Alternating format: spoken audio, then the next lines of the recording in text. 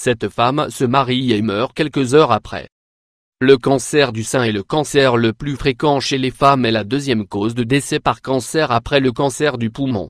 Les progrès dans le dépistage et le traitement ont considérablement amélioré les taux de survie depuis 1989. Il y a environ 76% de survivantes du cancer du sein en France. Certes, être diagnostiqué d'un cancer du sein est toujours une nouvelle dévastatrice pour une femme ainsi que son entourage. Il se peut que certaines femmes baissent les bras mais d'autres se battent jusqu'à leur dernier souffle comme cette courageuse femme.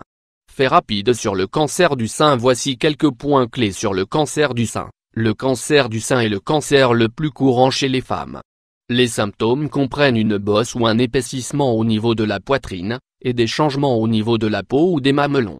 Les facteurs de risque peuvent être génétiques, mais certains facteurs liés au mode de vie, comme la consommation d'alcool, le rendent plus susceptible de se produire.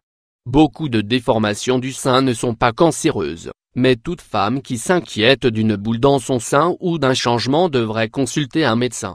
Se battre contre un cancer demande beaucoup de patience, de volonté, et de courage, car le côté psychologique est toujours très important dans le processus de guérison.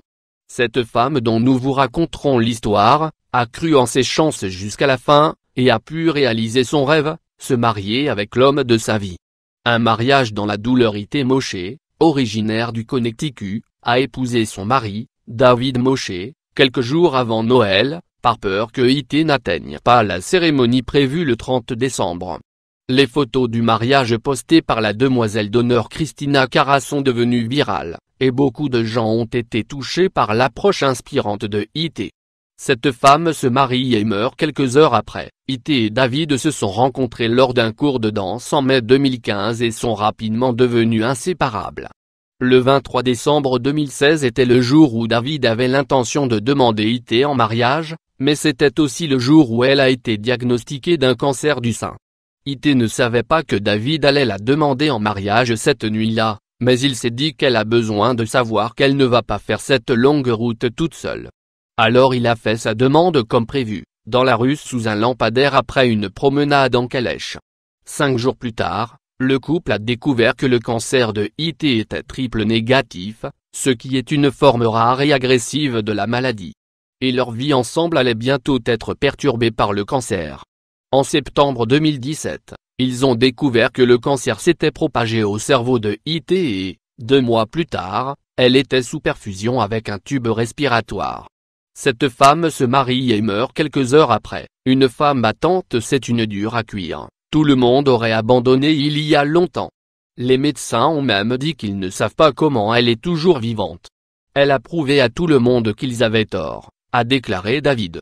Mais avec le mariage prévu pour le 30 décembre, Ité était désespérée de le faire. Les médecins ont alors recommandé au couple d'avancer le mariage.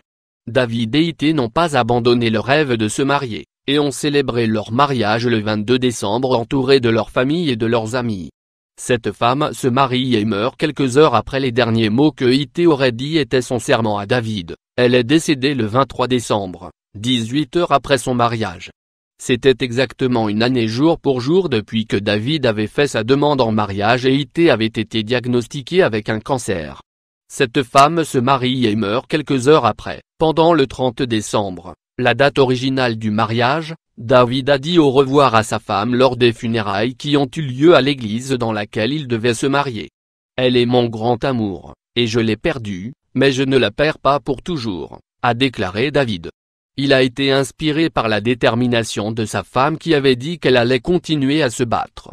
La détermination de sa femme deviendra pour lui une devise qu'il adoptera pour toujours.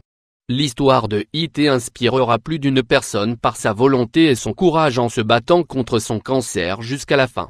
N'hésitez pas à partager cet exemple concret du courage d'une femme.